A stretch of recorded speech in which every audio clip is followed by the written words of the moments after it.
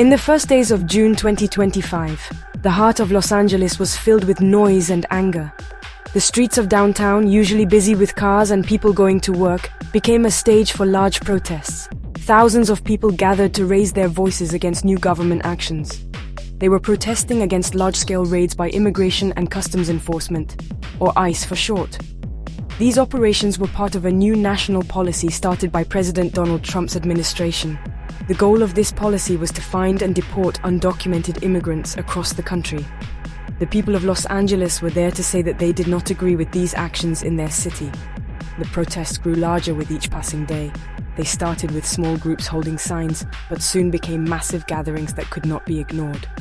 People from all walks of life joined together. There were students, teachers, religious leaders, and families with their children. They marched through the streets, chanting slogans and demanding change. They believed the raids were unjust and were tearing families apart. The protests were a powerful message sent directly to the federal government. The people wanted the raids to stop immediately and for their neighbors to be safe from deportation.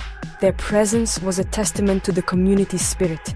The situation became more serious when the protesters decided to block a major road. This action stopped traffic and brought a part of the city to a standstill. It was a bold move designed to get more attention from the media and the government. For the protesters, blocking the road was a necessary step to show how serious they were. They felt that simply marching was not enough to make the authorities listen. This act of civil disobedience marked a turning point in the demonstrations. It changed the peaceful marches into a direct confrontation with law enforcement, setting the stage for the chaos that would soon follow. Came from the immigrant communities who felt targeted and unsafe in their own homes. The solidarity came from the many other residents of Los Angeles who stood with them. They saw the raids not just as a political issue, but as a human rights issue. They believed that everyone, regardless of their immigration status, deserved to be treated with dignity and respect. This strong belief is what brought so many people out onto the streets. They were not just protesting a policy. They were defending the very character of their city as a place of welcome and diversity. The protests were a direct answer to the federal immigration raids happening across Los Angeles. These were not small, isolated events. They were part of a huge nationwide operation. Early in 2025, the Trump administration began what it called the largest deportation operation in the country's history. Federal agencies, including ICE and the Drug Enforcement Administration, were sent into neighborhoods to find and arrest people without legal immigration papers. The government said it was targeting criminals. However, many people who were arrested had no criminal record. This caused great fear and confusion within immigrant communities, who worried that anyone could be taken at any time. The federal government changed the rules for these raids. Before, there were limits on making arrests near sensitive places like schools, hospitals, and churches. The new policy removed these limits. This meant that ICE agents could now arrest people in places that were once considered safe. This change made many people feel that nowhere was safe anymore. Parents were afraid to take their children to school. People were scared to go to the doctor or to their place of worship. The raids disrupted daily life and created an atmosphere of constant anxiety. The community felt like it was under siege by its own government. Interestingly, the Los Angeles Police Department was not involved in these federal raids. This was because Los Angeles had declared itself a sanctuary city. In late 2024, the City Council passed a special law, or ordinance. This law said that no city money, resources, or employees could be used to help with federal immigration enforcement. So, while federal agents were making arrests, local police officers were ordered to stay away. This created a strange situation. The city's own police force was not participating in the law enforcement actions happening on its streets, showing a major disagreement between local and national government policies.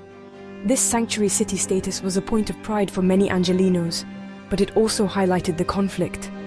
The city government was trying to protect its residents, but the federal government had the power to act within the city's borders. The raids continued despite the local ordinance. This showed the limits of a city's power when faced with a determined federal administration. The community was caught in the middle of this political battle.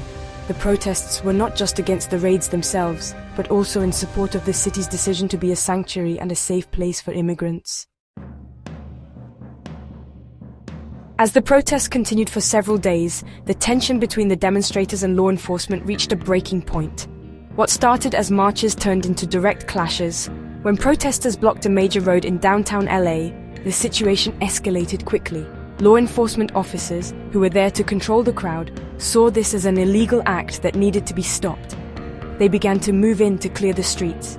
The protesters, however, stood their ground. They linked arms and refused to move, chanting louder to show their determination. The peaceful atmosphere was gone, replaced by a tense and confrontational standoff. To disperse the large crowds, law enforcement began to use stronger tactics. They fired canisters of tear gas into the groups of protesters. Tear gas is a chemical that makes it very hard to see or breathe. It causes a painful burning sensation in the eyes, nose, and throat. The smoke filled the air, forcing people to run and scatter in search of fresh air. In addition to tear gas, officers also fired rubber bullets. These are projectiles made of rubber or coated in rubber, and they are fired from guns. While they are considered less lethal than real bullets, they can cause serious pain and injury. The situation grew even more serious when President Trump ordered the deployment of the National Guard. The National Guard is a part of the United States military that can be called to help in domestic emergencies. Soon, soldiers in military uniforms were on the streets of Los Angeles. Their job was to support the other law enforcement agencies and help restore order. The sight of soldiers on American city streets was shocking to many people. It showed just how serious the government viewed the protests. The National Guard joined the effort to push back the protesters, using the same tactics of tear gas and crowd control weapons. The streets of downtown Los Angeles turned into a scene of chaos. Police and soldiers were seen chasing protesters through the streets. People were running to escape the tear gas and the rubber bullets. The sounds of sirens, shouting, and helicopters filled the air. For the people involved, it was a frightening and violent experience. They had come to protest peacefully but found themselves in what felt like a war zone. The aggressive response from law enforcement only made the protesters more determined. They felt their rights were being violated, and this clash became a powerful symbol of the deep divisions in the country. Covering the protests was a difficult and dangerous job for journalists. They were there to report the news and show the world what was happening. To do their jobs, they had to be in the middle of the chaos, right between the protesters and the law enforcement lines. They wore press vests and helmets to identify themselves as media. This gear is supposed to offer them some protection and signal that they are not part of the protest. While he was on camera speaking to the show's hosts, he was suddenly hit in the arm by a rubber bullet. The impact was strong and he cried out in pain on live television. He later said it felt like being hit by an enormous ton of bricks.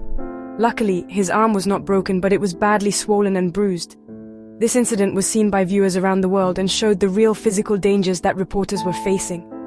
This event highlighted a serious problem. The incident with Noel Phillips was just one example. Other reporters also faced threats, were hit by projectiles, or were affected by the tear gas while trying to document the events unfolding around them. In the end, the story of the June 2025 protests in Los Angeles is a complex one. It began with federal ICE raids that spread fear through immigrant communities. It led to massive protests where people stood up for their neighbors and their city's values. These protests then turned into violent clashes with law enforcement and the National Guard. The events showed the deep conflict between a city trying to be a sanctuary and a federal government with a different agenda. And through it all, journalists risked their safety to make sure the world knew what was happening on the streets of Los Angeles, reminding us of the importance of a free press in troubled times.